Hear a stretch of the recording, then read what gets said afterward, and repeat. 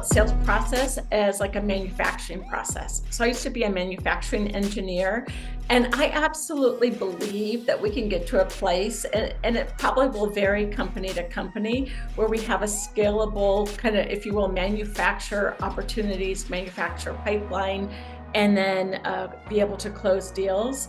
Selling is human, as has been, spoken about, particularly B2B sales, where the buyer actually in the buying company must trust the seller and the company, because it's kind of a bet your career decision for a buyer. And so there's a huge trust factor that's required. So I think that while technology is amazing and capable, I think we still are going to have human to human processes that have to be a part of the decision cycle. Buyers will insist on it. I don't know exactly what all the twists and turns generative AI will take. So I could be naive. I think it's one thing to say you're using technology to navigate to get to the right buyers. It's another thing to say you're using AI to actually conduct the conversation. And as Jen said, we'll get there where it can conduct the conversation. But at some point, I think we've got to have some kind of human to human barometer, and maybe there are regulations, or maybe there are things that are done kind of like you go on to do multi-factor authentication. Well, multi-factor human authentication, like how do you ascertain the humanness behind the technology? So do you think a seller or a company is obliged or smart to put, to disclose that the email communication or textual communication is generated by AI, by a LMM model? Or should they pretend like it's them doing it? Yeah, go ahead.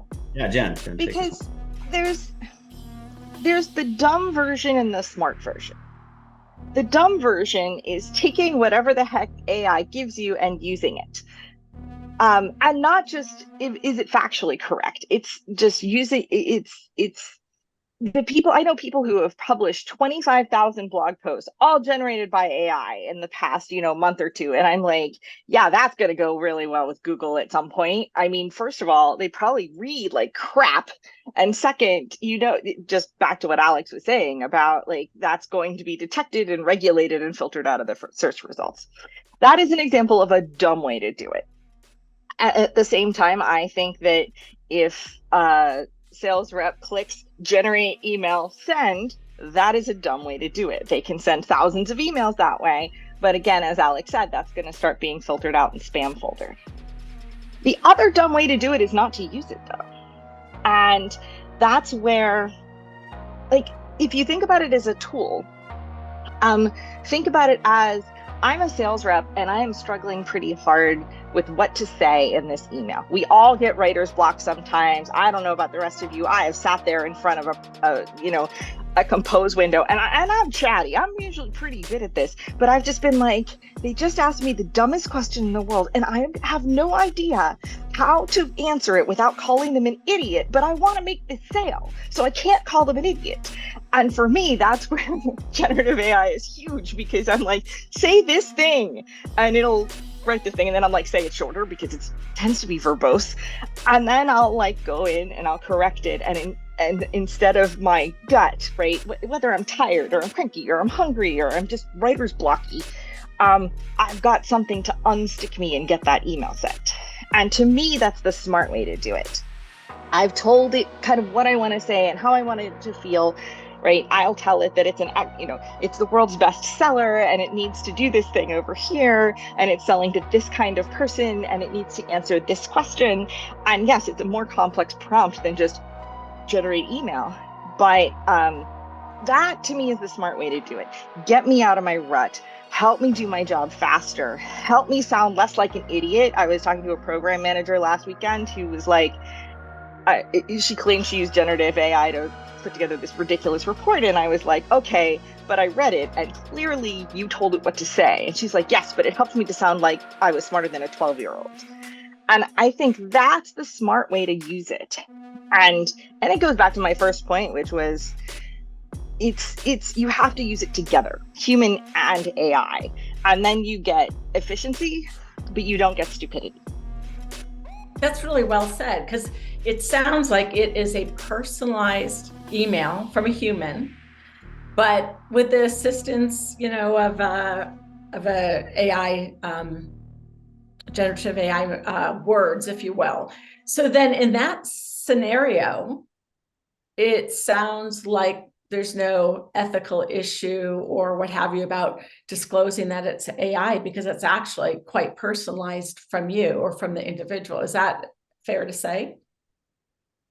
I think that's fair to say. I also think we're entering a world where we can all assume that most writing has been augmented with some sort of AI. Hopefully, Sure, only augmented. sure, sure. So, how much do you think that that's going on versus the blast? Because the blast of emails going out through AI, because I personally think, sorry, my throat. I personally think, that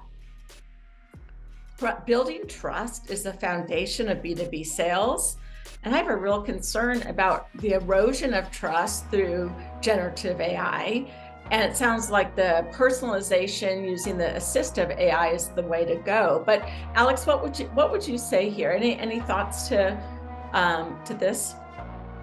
Yeah, what's cool about well, at least Chat GPT, which most of this sales stuff is being based off of or used or leveraged, OpenAI. It won't sell something. It will not sell you something. It won't say, if you compare it, I'll say this. It will not tell you which CRM you should go with.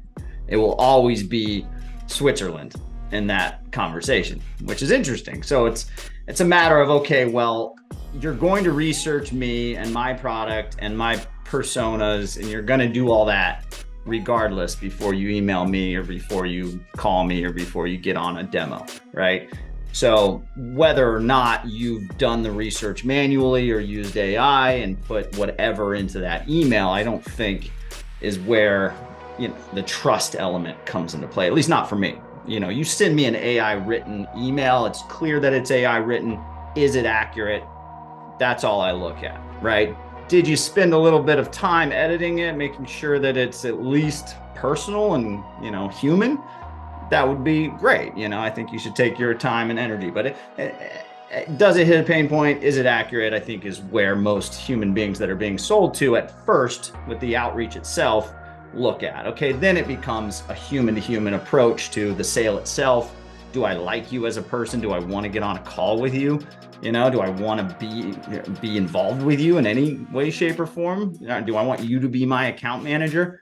All human to human stuff. So I think I don't want to get in that sort of rat race of whether or not we should say it's AI in the email and whether or not, you should disclose that. Research is research. It's just a matter of how plagiarized it is and how human you make that interaction. I think is the important thing. Did you make it human? If you don't, you're not going to be in sales for very long anyways, right? You're not going to hit your numbers.